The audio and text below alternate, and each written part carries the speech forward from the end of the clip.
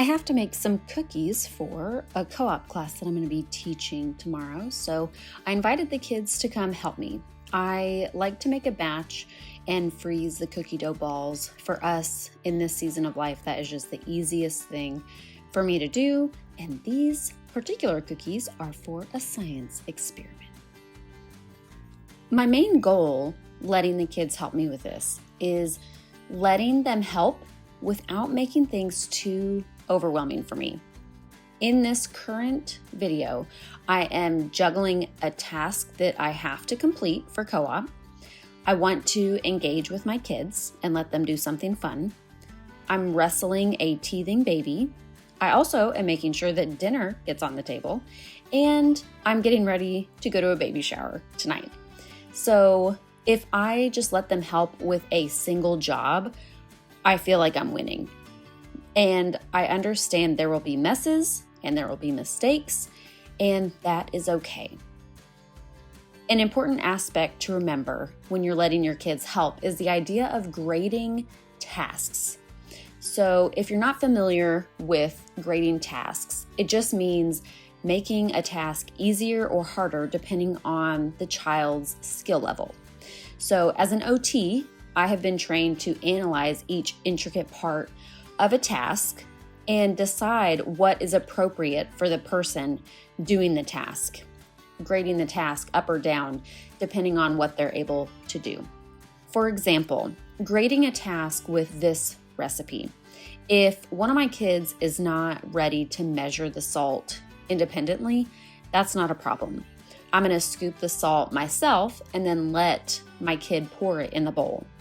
If that is even too difficult of a task, I'm going to use hand over hand to guide their hand to pour it into the bowl with my support. So that's just an example of what grading a task might look like. Now, all children are different, so letting them help will look different in your family unit, in your current season of life, in your environment. But something important to remember, there is always a job for a kid to help with. And there is always a way to engage your kid with an activity you're doing. It just might take some creativity. I wanted to provide some ideas for grading tasks while baking cookies with my kids. And I'm going to break it down into 4 different levels. The first level is a basic skill level. This is for the kiddos who have no experience doing the skills that you're about to teach them, or they're not quite there developmentally. So I'm going to give easier tasks that have been graded down to their level. This could be things like adding butter to the recipe, adding the sugars, turning on the machine, or if you're not using a machine, helping stir the cookie dough. They can help pour the dry ingredients, so the baking soda, the salt, the flour. The dry ingredients are a little bit easier to clean up if they're spilled. And they can help scoop cookie dough onto a baking sheet. This is a great one for getting hand strength and working on visual motor coordination. Next, we're going to move on to an intermediate skill level. So a child who is able to do a little bit more but isn't quite there, or they have been practicing a certain skill for a while now and they're able to kind of up a level with their abilities. Ideas for this level could include cracking an egg, scooping and pouring the ingredients, and this could be the liquid and dry ingredients. So obviously liquid ingredients are going to be a little bit messier to clean up if there's a spill, but added responsibility. That's what we're trying to instill in our kids, right? Arranging the cookie dough balls onto the baking sheet. And I think they could even turn the oven off and on, at least on before the oven actually warms up.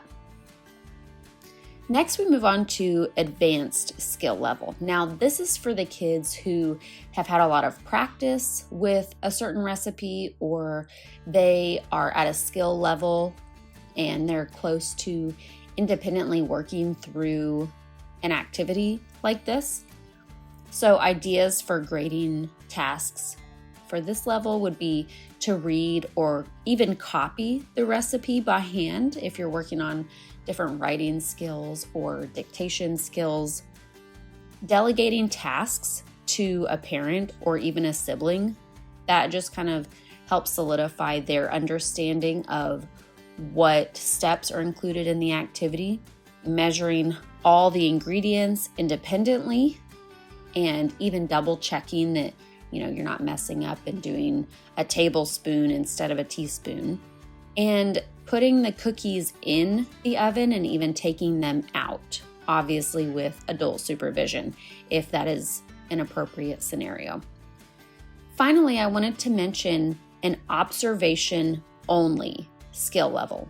Now, this could be based on a child's age or cognitive abilities or physical abilities. This would be for a child who just needs to watch an activity being done. Some ideas would include tell the child what ingredients you're collecting as you're gathering your materials for the recipe. Talk about what each ingredient is and even name the ingredients as you put it in the recipe. You could count out loud how much of something you're putting in. So like I did 2 sticks of butter or 16 tablespoons of butter. And if they're able, let them count with you. You could also ask the child what he or she observes throughout the recipe. So what do you see going on? What do you smell? Do you smell the vanilla? And let them smell the vanilla. So these are just some ideas. I'm sure you can come up with some yourself, but I just wanted to give you ideas for how you could grade this baking activity up or down, depending on your child's abilities. I'll end with this. Inviting your kids into a tiny kitchen with a lot going on takes intentionality, but you can do it, I promise. It starts with baby steps, so don't bite off more than you can chew. And if you do, give yourself some grace and pivot the next time. So that could be limiting the help that you allow your kids to offer. It could be setting a timer for how long they can help, or make sure you are in a good place mentally or emotionally before inviting them along. Lastly, have fun with it. That's the most important part, right? Your kids will remember it, and that is what we're trying to foster. Really awesome memories, really awesome skill building, and quality of life for you and your kids. So, call to action for the week. Let your kid help with one task during a recipe that you're making this week. For more ideas on letting your kids help, hit subscribe so you can get the latest from this channel. Thanks so much for stopping by, and I'll see you next time on Old Path, New Walk.